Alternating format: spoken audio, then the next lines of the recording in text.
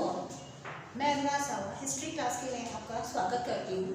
पिछले 2 वीडियो में हमने देखा था कि ब्राह्मण साहित्य और उसके बारे में हमने पूरी तरह से चर्चा की थी कि ब्राह्मण साहित्य में किन किन साहित्यों से इतिहासकारों ने अपना उसमें से लेकर अपना व्यवस्थित संकलन किया था। आज हम देखेंगे हमारा जो दूसरा साहित्य है वो है बौद्ध साहित्य। बौद्ध का नाम आते ही हम समझ जाते हैं कि ये किसके बारे में या कौन से भगवान के बारे में ये जानकारी दे रहा है। बौद्ध साहित्य, बौद्ध का मतलब आपका गौतम बुद्ध से है और गौतम बुद्ध, और साहित्य से मतलब है आपका उनके बारे में, उनके जीवन चरित्र के बारे में जो भी घटनाएं व्यवस्थित की गई है वो आपका कहलाता है बौद्ध साहित्य। अब इन बौद्ध साहित्य की जानकारी हमें मिलती कहाँ से? सबसे पहले तो बौद्ध साहित्य को हम किन भागों में बांट सकते हैं? इसके 3 आधार स्तंभ हो सकते हैं। वो 3 आधार स्तंभ क्या है? सबसे पहला तो इसके संस्थापक कौन है? तो संस्थापक है इसके गौतम बुद्ध। फिर इसका आता है धम्म या उपदेश, कि गौतम बुद्ध ने जो जो उपदेश दिए हैं वो उन उपदेशों को कहाँ लिखा गया है। और तीसरे आते हैं बौद्ध भिक्षु और भिक्षुणियाँ, जिन्होंने अपने इस धर्म का प्रचार प्रसार अन्य देशों और विदेशों में भी पहुंचाया है। सबसे पहले हम इसमें देखते हैं कि इन लोगों ने ये धर्म, ये बौद्ध साहित्य जो शुरू हुआ या बौद्ध गौतम बुद्ध के समय का जीवन का जो चरित्र है वो आपका होता है 600 ईस्वी बिफोर क्राइस्ट, मतलब 6ठी शताब्दी ईसा पूर्व के समय की ये सारी बात होती है। इसमें सबसे पहले इसमें बौद्ध साहित्य की जानकारी हमें सबसे पहले मिलती है त्रिपिटक से। बौद्ध साहित्य की जानकारी हमें किससे मिलती है? त्रिपिटक। त्रि का मतलब समझ में आता है कि 3 पिटक।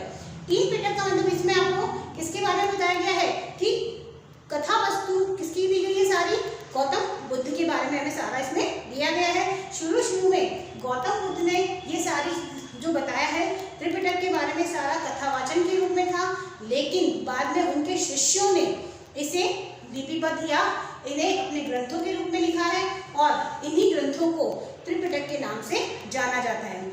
ये 3 पिटक कौन कौन से हैं? जिसमें बौद्ध धर्म के नियम और आचरण की जानकारी दी गई है। उसमें सबसे पहला आता है आपका सुत्त पिटक। सुत्त पिटक सबसे पहला कौन सा पिटक है आपका? सुत्त पिटक।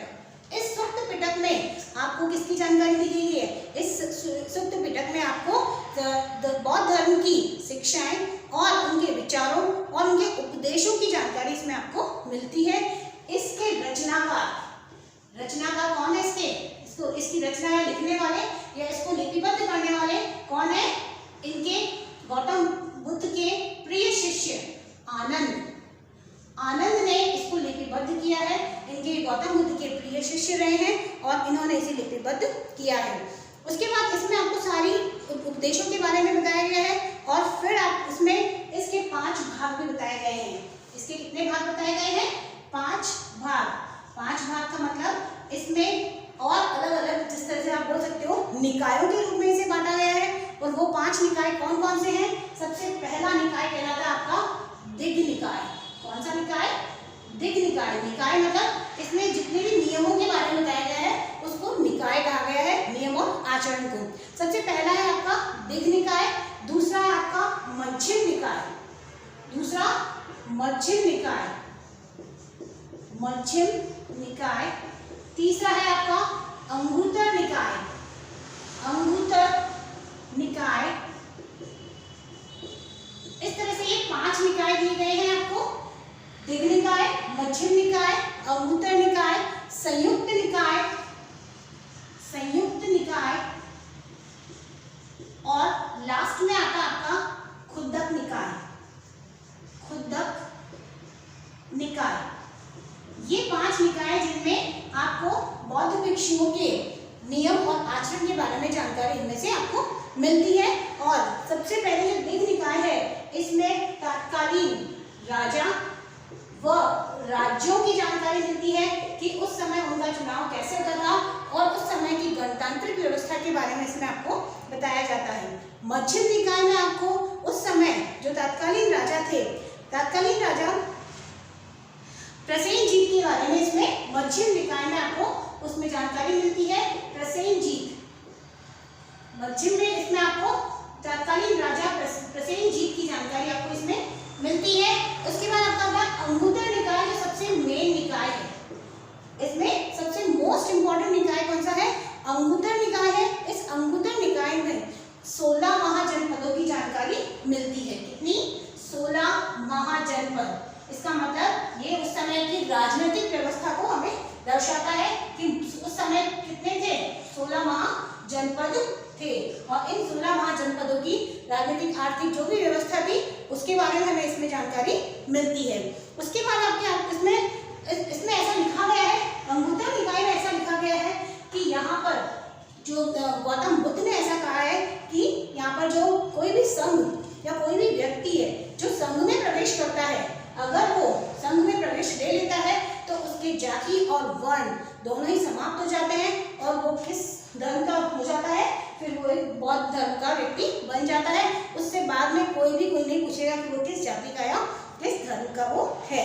इस तरह से ये 5 निकाय में बताए गए हैं। और एक होता है आपका संयुक्त निकाय। इस संयुक्त निकाय में आपको किसके बारे में जानकारी दी गई है? अपने कर्तव्यों के बारे में। किसके बारे में? कर्तव्यों के बारे में कि कर्तव्य आपका अपने माता पिता, अपने भाई बहनों के साथ, अपने गुरुजनों के साथ किस तरह का कर्तव्य आपको निभाना है, क्या निभाना है, वो आपको किसमें मिलती है? संयुक्त निकाय में जानकारी मिलती है। उसके बाद आपका आता है खुदक निकाय। खुदक निकाय में वैसे तो इसके 6 पॉइंट्स हैं, 6 अलग अलग भाग हैं, लेकिन इन 6 भागों में से 2 भाग बहुत महत्वपूर्ण है। एक कहलाता है आपका धम्मपद, दूसरा कहलाता है आपका जातक कथाएं। धम्मपद और जातक कथाएं। जातक कथाएं किसे कहते हैं? जातक कथाएं जिसमें पुरानी कहानी, स्टोरी, जैसे पूर्वजन्म की, गौतम बुद्ध की पूर्व जन्म की कहानियों के बारे में, कथाओं की जो उल्लेख मिलता है वो हमें किसमें मिलता है? जातक कथाओं में मिलता है। इसको हम आगे और अच्छे से पढ़ लेंगे। उसके बाद देखो आपका सुत्त पिटक में सबसे पहले हमने देखा कि रचना किसने की? ये आनंद जो है वो शिष्य है किसके? गौतम बुद्ध के प्रिय शिष्य रहे हैं। इन्होंने इसकी रचना की है। इसको 5 भागों में इन्होंने इसको विभाजित किया है। दूसरा पिटक आपका आता है विनय पिटक। कौन सा बनता है? विनय पिटक। ये तीनों विनय पिटक का मतलब ये इनके क्या हो रहा है? इनकी नियमों की इसमें हमें जानकारी मिलती है। तो विनय पिटक में आप देखेंगे कि हमें यहाँ पर भिक्षु भिक्षुणियों के क्या मिलता है? इसमें हमें भिक्षु व भिक्षुणियों के आचार व्यवहार की जानकारी इसमें दी जाती है। भिक्षु भिक्षुणियों के आचार व व्यवहार की जानकारी आपको इसमें दी जाती है। की जानकारी आपको किसमें मिलती है? विनय पिटक में आपको इसकी जानकारी मिलती है। इसका संचालन, इसके भी जैसे यहाँ पर हमने देखा कि इसके रचनाकार कौन है? आनंद है। तो इसी तरह से इसके विनय पिटक के जो रचनाकार हैं वो रचनाकार कौन है? रचनाकार कहलाते हैं इसके उल्लेख, उसका नाम है कि उन्होंने उसकी रचना की थी।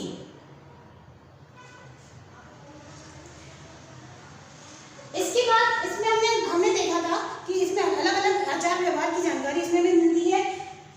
ये सब अलग अलग समय में बनाए गए थे, अलग अलग टाइम में बनाए गए थे। इसके बाद इसमें हमें बताया जाता है कि संघ में प्रवेश केवल किनको दिया जाता था? संघ में प्रवेश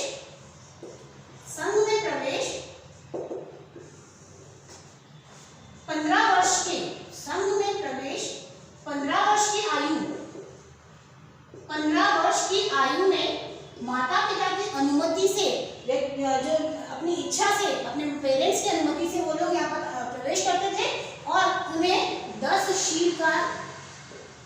शील नियम जो होते थे, 10 शीलों का अनुपालन उनको करना पड़ता था। और जो गृहस्थ व्यक्ति होते थे उन्हें 10 शील की जगह कितने शीलों का? गृहस्थ व्यक्ति के लिए 10 शील की जगह 5 शील का अनुपालन करना पड़ता था। तो इस तरह की सारी व्यवस्थाएं हमें किसमें देखने को मिलेगी? विनय पिटक में मिलेगी। विनय पिटक के भी 3 भाग हैं। कितने भाग बताए गए हैं? विनय पिटक को 3 भागों में बांटा गया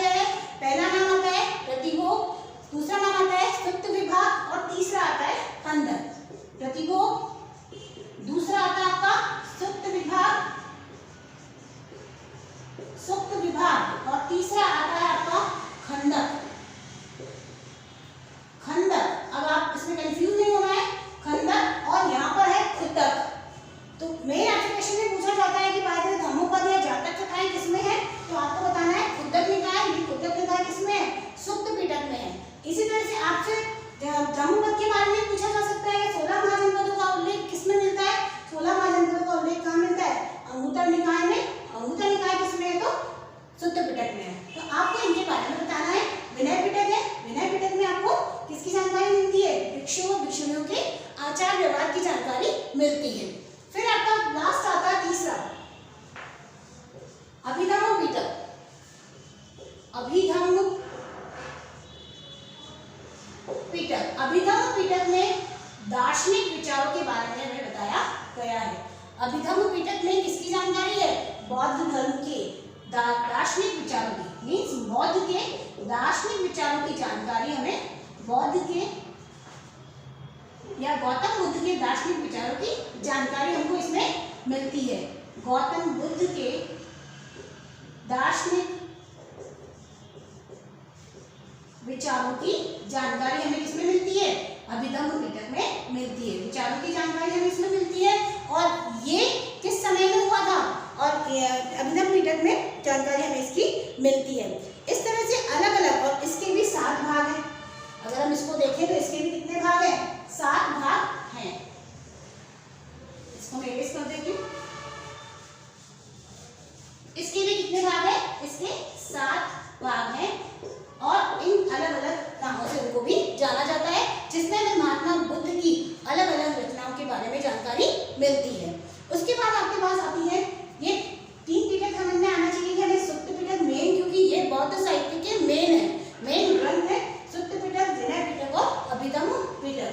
अब आपके आती है इसके साथ साथ इन तीनों नाम के साथ और भी बहुत सारी कथाएं हैं या बहुत सारे ग्रंथ हैं, जिनसे हमें पता चलता है कि ये और अलग अलग बौद्ध संगीतियां हुई है। और अलग अलग बौद्ध संगीतियां जो हुई है वो किस आधार पर हुई है, अलग अलग बौद्ध संगीतियां। जैसे प्रथम बौद्ध संगीति हुई थी अजातशत्रु के समय, 4 बौद्ध संगीतियां हुई थी जहाँ जिन्होंने बौद्ध धर्म का प्रचार प्रसार अन्य देशों में या विदेशों में फैलाया।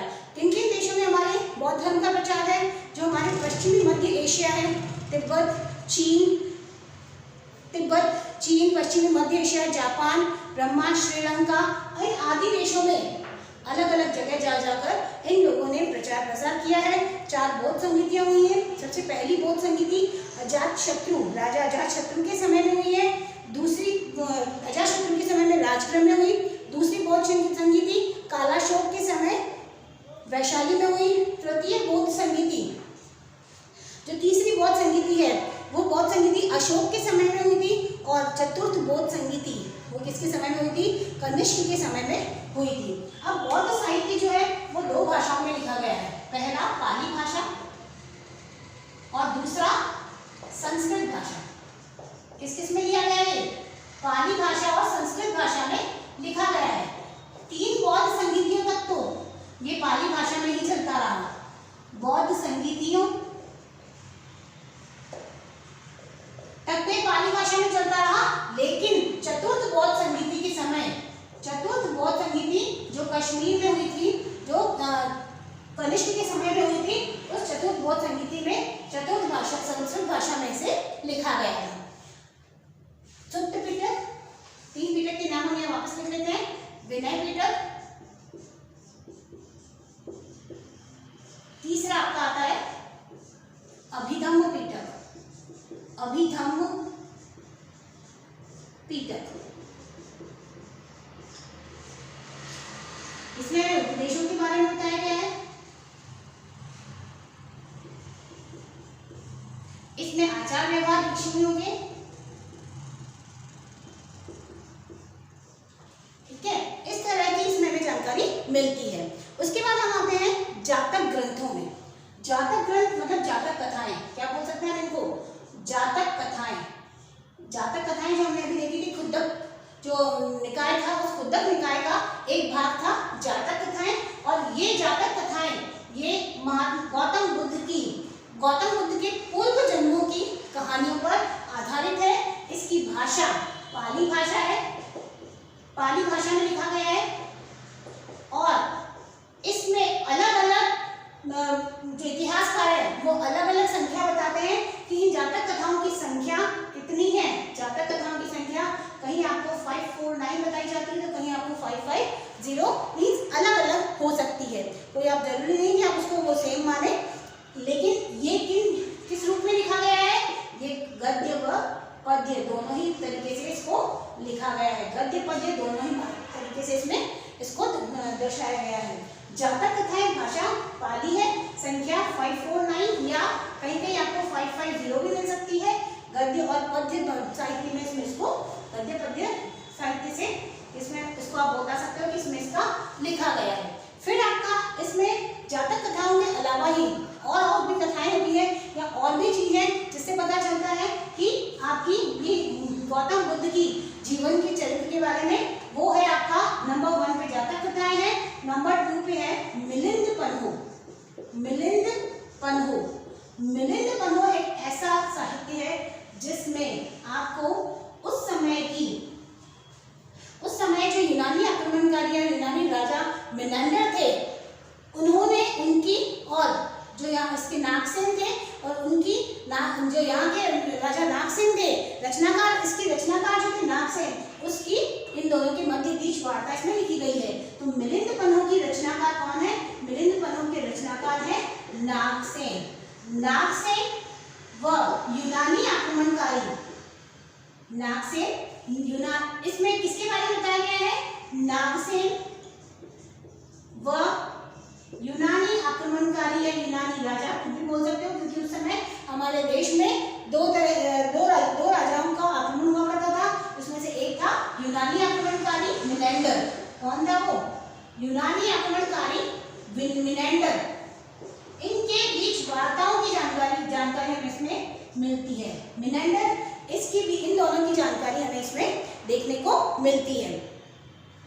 इसके अलावा इसमें दीपवंश और महावंश दो और ग्रंथ हैं जिनसे भी हमें बहुत साहित्य की जानकारी, बहुत उस समय की जानकारी हमें मिलती है। वो है आपके दीपवंश और महावंश व महावंश। इसी तरह से बौद्ध धर्म जो था वो दो संप्रदायों में बटा था और वो दो संप्रदाय क्या क्या थे? हीनयान और महायान। इन दो संप्रदायों में वो बांटा गया था। उसके बाद आता है कि बौद्ध ग्रंथ जो थे वो संस्कृत भाषा में भी लिखे गए थे। तो उन संस्कृत भाषा में कौन कौन से लिखे गए थे? वो है आपके संस्कृत भाषा में। ये दोनों थे पाली भाषा, ये भी पाली भाषा में थे और ये भी पाली भाषा में थे।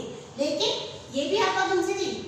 भाषा कैसी थी इनकी? पाली भाषा, और ये भी पाली भाषा में। लेकिन इसमें चतुर्थ बौद्ध संहिता के बाद ये सब कब कहाँ किसमें लिखे गए थे? संस्कृत भाषा में। और ये लिखे गए थे जब गौतम बुद्ध को महापरिनिर्वाण प्राप्त हो गया था, उसके बाद ये पाली भाषा में इनको रचा गया था।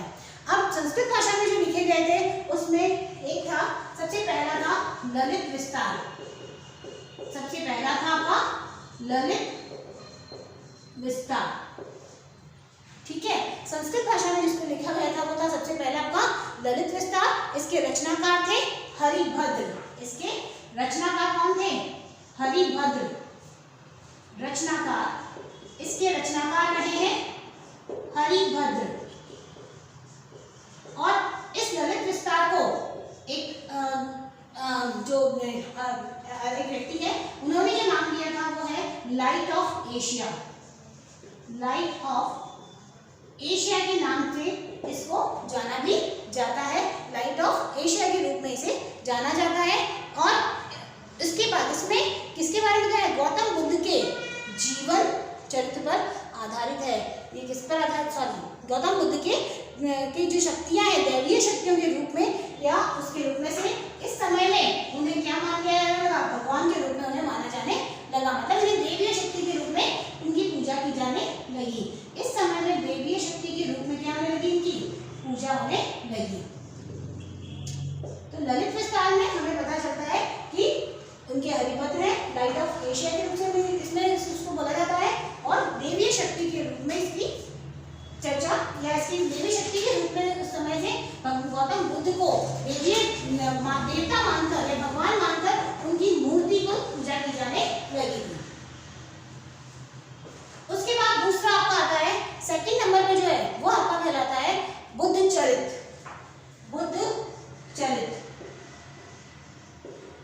बुद्ध चरित्र। बुद्ध चरित्र में आपको क्या मिलेगा? बुद्ध चरित्र ये अश्वघोष द्वारा रचित है। बुद्ध चरित्र किसके द्वारा रचित है? अश्वघोष। अश्वघोष जो चतुर्थ बौद्ध समिति में एक मेन इंपॉर्टेंट व्यक्ति के रूप में वहां पर वो शामिल थे, चतुर्थ बौद्ध समिति के रूप में। और एक और नया तीसरा भी है, संस्कृत भाषा में इसको लिया गया है, वो है दिव्यावदान। दिव्यावदान, इस दिव्यावदान में आपको उस समय के राजा और राज्यों की या राजाओं की जानकारी आपको उसमें मिलती है, या उनके जीवन चरित्र की या उनके सत्कर्म और उनके वीरोचित कार्यों की जानकारी आपको किसमें मिलती है? राजाओं के वीरोचित कार्यों की जानकारी, मतलब कितने वीर हो रहे थे वो उनकी जानकारी। जैसे हमारे यहाँ पर हम देखते हैं कि महाराणा प्रताप या जो भी थे वीर थे, उनकी जो गाथाएं हम सुनते हैं तो उनको सुन के हमें बहुत अच्छा लगता है। तो वही वीरोचित कार्य की जानकारी हमें किसमें मिलती है? दिव्यावदान में मिलती है। एक और ग्रंथ है जिसको हम बोल सकते हैं महावस्तु ग्रंथ। ये महावस्तु ग्रंथ जो था ये आपके उस समय का है और गौतम बुद्ध के जीवन चरित्र पर ये आधारित है। इसमें चौथा नंबर पर क्या आ रहा है? महावस्तु ग्रंथ। क्या कहलाता है ये? महावस्तु ग्रंथ। मतलब इसमें गौतम बुद्ध के जीवन चरित्र का वर्णन आपको या वृत्तांत आपको मिलता है। जीवन चरित्र का वृत्तांत किसमें मिलेगा? महावस्तु ग्रंथ में मिलेगा। और यहाँ इस समय यहाँ पर दो संप्रदाय हो गए थे, हीनयान और महायान, जो बौद्ध धर्म के दो अलग अलग संप्रदाय रहे हैं, बौद्ध हीनयान और महायान। इस तरह से हम देखते हैं कि बौद्ध साहित्य है हमें किन भाषाओं में मिला है? दो भाषाओं में मिला है, पाली भाषा और संस्कृत भाषा। गौतम बुद्ध के महापरिनिर्वाण के बाद में जो ग्रंथ रचे गए हैं उनमें से मेन कौन से हैं? त्रिपिटक है। त्रिपिटक में सबसे पहला आपका आता है सूक्त पिटक, दूसरा आता है आपका विनय पिटक और तीसरा आपका आता है अभिधम्म पिटक। यहाँ की शिक्षाओं का गौतम बुद्ध की शिक्षाओं का वर्णन, ठीक है। और उसके बाद हम देखते हैं कि इनमें भी बहुत सारे अलग अलग भाग थे और उन भागों में सबसे मेन इंपॉर्टेंट था आपका खुद्दक निकाय और एक था अंगुत्तर निकाय। अंगुत्तर निकाय में आपको क्या बताया गया था? 16 महाजनपदों के बारे में बताया गया था और उस समय की राजनीतिक व्यवस्था और गणतांत्रिक व्यवस्था। क्यों? क्योंकि उस समय 14 महाजनपद थे और 2 या 14 राजतांत्रिक थे तो 2 गणतंत्र के रूप में भी थे। इसी तरह विनय पिटक के भी 3 भाग बताए गए हैं और अभिधम्म पिटक के भी कितने भाग? 7 भाग बताए गए हैं। तो उन सभी में हमें अलग अलग समय की जानकारी मिलती है। उसके बाद जातक कथाएं हुई थी और जातक कथाओं में क्या था? पाली भाषा में थी। इनकी संख्या कितनी है आपके पास? 5492 to 5550। ये गद्य पद्य दोनों ही तरीके से संकलित किया गया है। उसके बाद उसमें हमने देखा था जातक कथाओं के साथ साथ मिलिंद पन्हों को देखा कि मिलिंद पन्हों भी एक ऐसा साहित्य है जिसमें जो यूनानी राजा थे वो यूनानी राजा उन यूनानी आक्रमणकारी जो हमारे भारत में आकर यहाँ पर आक्रमण किया उनकी भी जानकारी हमें किसमें मिलती है? उसमें मिलिंद पन्हों में, जिसकी रचनाकार कौन है? नागसेन उसके रचनाकार हैं। और इसके साथ साथ दीपवंश और महावंश की जो भी वो भी ग्रंथ है और उन ग्रंथों में हमें सिंहल द्वीप की जानकारी मिलती है। उसके साथ साथ फिर हमने देखा था जो संस्कृत भाषा के ग्रंथ है उसमें है सबसे पहला कौन सा है? ललित विस्तार है। और इस ललित विस्तार में रचनाकार हरिभद्र हैं जिसको लाइट ऑफ एशिया के रूप में भी जाना जाता है। एक बात और है कि विभाष शास्त्र एक और है जिसे बौद्ध साहित्य का बाइबल कहा जाता है। क्या है? विभाष शास्त्र एक नया है, मतलब नया मीन्स साहित्य तो है ही है। विभाष शास्त्र जो है उसको बौद्ध धर्म का या बौद्ध ग्रंथों का बाइबल कहा जा सकता है। बौद्ध ग्रंथों का या बौद्ध साहित्य का हम क्या बोल सकते हैं? क्या बोल सकते हैं? बौद्ध साहित्य का बाइबल कहा जा सकता है। बौद्ध साहित्य का बाइबल या फिर इसको विश्वकोश की रचना संख्या भी दी गई है। इसकी विश्वकोश एनसाइक्लोपीडिया की भी संख्या इसको दी गई है। ठीक है, इस तरह से हमारा सिर्फ बौद्ध ग्रंथ या बौद्ध साहित्य जो थे वो हमने सारे बौद्ध साहित्य हमने सारे देखे हैं। और इन त्रिपिटक को हम किस नाम से जान सकते हैं? बॉक्स ऑफ नॉलेज के नाम से भी हम जान सकते हैं। त्रिपिटक को हम किसके नाम से जान सकते हैं? बॉक्स ऑफ नॉलेज, इसको इस नाम से भी हम जान सकते हैं। अब बौद्ध साहित्य के साथ साथ इसी समय में 4वीं से 6वीं शताब्दी के समय में ही हमें और एक और धर्म की, क्योंकि हमारे लोगों का जो ध्यान था वो अब ब्राह्मण साहित्य या ब्राह्मण धर्म से या वैदिक धर्म से हटकर अब उनका ध्यान इधर दूसरी तरफ आकर्षित होने लगा। और वो कौन कौन से धर्म थे? पहला बौद्ध धर्म और दूसरा था आपका जैन धर्म। तो अब जैन धर्म के लिए जैसे हमारे पास इनके साहित्य हैं, उसी तरह से जैन धर्म के भी साहित्य होंगे और उन जैन धर्म के साहित्यों के बारे में हम जानकारी लेते हैं। और इन जैन धर्म हमें सबको मालूम है कि जैन धर्म, इसमें 24 तीर्थंकर हुए हैं और सबसे जो मेन तीर्थंकर जो वर्तमान में जिनकी शिक्षाओं और उपदेशों का जो अनुपालन किया जाता है वो है हमारे महावीर स्वामी। अब इन जैन धर्म को किस नाम से और जान सकते हैं? इसको हम आगम साहित्य के नाम से भी जान सकते हैं। जैन धर्म को हम किस नाम से जान सकते हैं? आगम साहित्य। अब इसको आगम साहित्य क्यों जानते हैं? अब हम ये जानना चाहते हैं कि जैन साहित्य की जो प्रारंभ हुआ है, जैन साहित्य का प्रारंभ क्या महावीर स्वामी के समय से हुआ है या उससे पहले हुआ है? तो हम ये जानते हैं कि जैन धर्म का प्रारंभ महावीर स्वामी के समय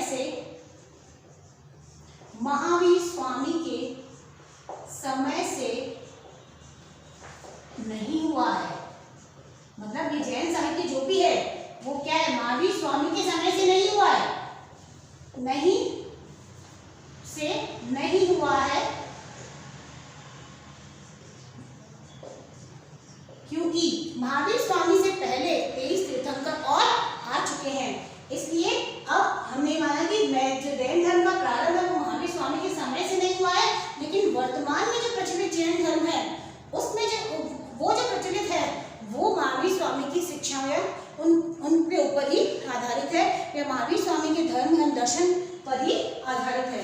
लेकिन ये वर्तमान में जो प्रचलित है जैन धर्म, वर्तमान में प्रचलित जैन धर्म महावीर स्वामी के धर्म और दर्शन पर आधारित हैं। धर्म व दर्शन पर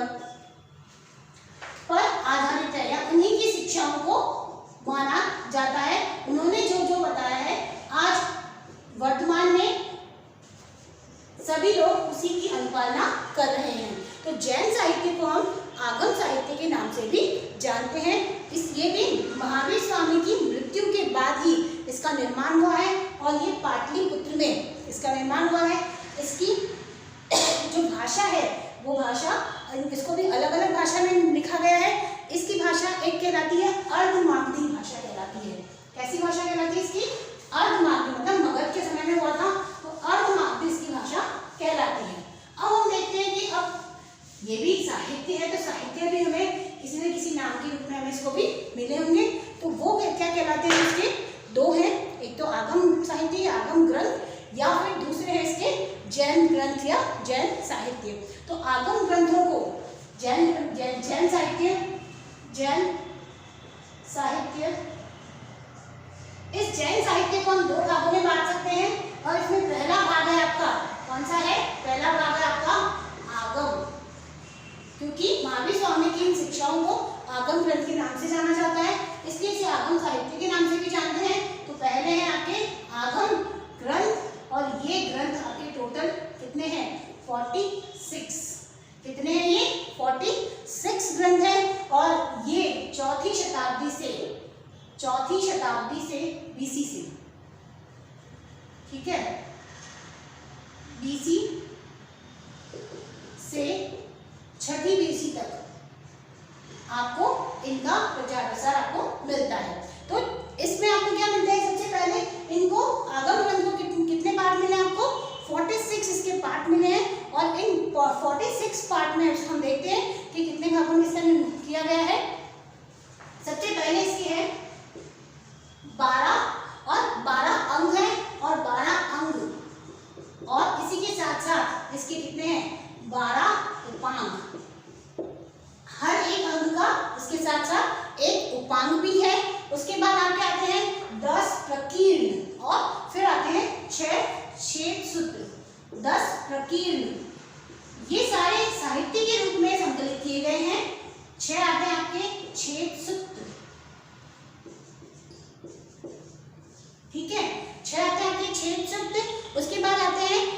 नंदी सूक्त, एक अनुयोग सूक्त, एक नंदी सूक्त,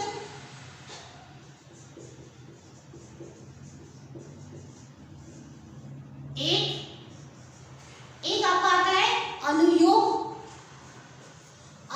सूत्र,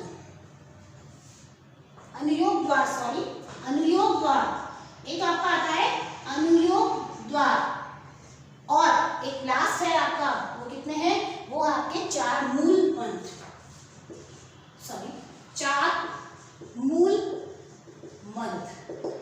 मीन्स ये टोटल मिला के आगम ग्रंथ जो है, जिनको इन अंगों में या इन भागों में विभाजित किया गया है, इनमें 12 अंग हैं, 12 उपांग हैं, 10 प्रकीर्ण हैं, 6 छेद सूक्त हैं, एक नंदी सूक्त है, अनुयोग द्वार है और 4 मूल मंत्र है। तो इन सब में हमें जैन साहित्य की जानकारी या महावीर स्वामी जी के से पहले कौन कौन क्या हुए हैं, उन सब की जानकारी भी हमें इसमें मिलती है। दूसरा आपका आता है, इधर आप देख सकते हैं, दूसरा जो है वो है आपका जैन ग्रंथ। ये तो लिखे गए हैं मागधी भाषा में, ठीक है, अर्धमागधी भाषा में, अर्धमागधी भाषा में। और ये जो जैन ग्रंथ जो महावीर स्वामी के महापरिनिर्वाण के बाद में लिखे गए हैं, वो कहलाते हैं आपके प्राकृत भाषा में लिखे गए हैं। प्राकृत भाषा, जिसको हम नेचुरल भाषा बोल सकते हैं, तो प्राकृत भाषा जो उस समय जो चल रही थी, उस भाषा में लिखे गए थे। इसमें भी अलग अलग तरह के हैं। इसमें सबसे पहला आता है आपका, ये किसके समय पे, इनकी भी बौद्ध संगीतियाँ, जैसे बौद्ध संगीतियाँ होगी वैसे जैन संगीतियाँ भी हुई है। 2 संगीतियाँ हुई, जिसमें प्रथम और द्वितीय। 2 संगीतियों में सबसे जो द्वितीय संगीति थी, उस संगीति में चंद्रगुप्त मौर्य के समय में वल्लभी में हुई थी, और उस समय बताया गया था, उसमें था सबसे पहले आचरण सूत्र। जैन ग्रंथ में सबसे पहला क्या है, आचरण। अलग अलग है, सबके अलग अलग नाम है, लेकिन हमें इनको लर्न करने ही पड़ेंगे। तो इसमें सबसे पहला आपका आता है आचरण सूत्र, जिसमें भिक्षु के आचरण व्यवहार के बारे में बताया गया है। आचरण सूत्र जिसमें भिक्षु या भिक्षुणियों के आचार व्यवहार की जानकारी आपको इसमें दी जाती है। आचार व्यवहार की जानकारी, भिक्षु और भिक्षुणियों के आचार व्यवहार की जानकारी मिलती है आपको। और भगवती सूत्र होता है, दूसरा सूत्र कौन सा है, भगवती सूत्र। सूत्र बोल सकते हो या सूत्र बोल सकते हो, दोनों चीज होता है। दूसरे नंबर पे आपकी आती है भगवती सूत्र। भगवती सूत्र ये पहला सूत्र है, जहां पर इसमें भी 16 महाजनपदों की जानकारी आपको इसमें मिलती है। और इसमें हमें, जैसे हमने किसमें बौद्ध साहित्य में देखा था कि 16 जनपदों की जानकारी हमें मिली है, तो यहाँ पर भी हमें 16 महाजनपदों की जानकारी हमें मिली है। तो यहाँ क्या मिली है, 16 महाजनपदों की जानकारी। फिर आपके आता है तीसरा सूत्र, आता है आपका कल्प सूत्र। इसकी रचना किसने की है, भद्रबाहु ने की है। कल्प सूत्र, कल्प सूत्र जिसकी रचना भद्रबाहु ने की है, और ये महावीर स्वामी के जीवन चरित्र के बारे में या जीवन की जानकारी हमें इसमें मिलती है।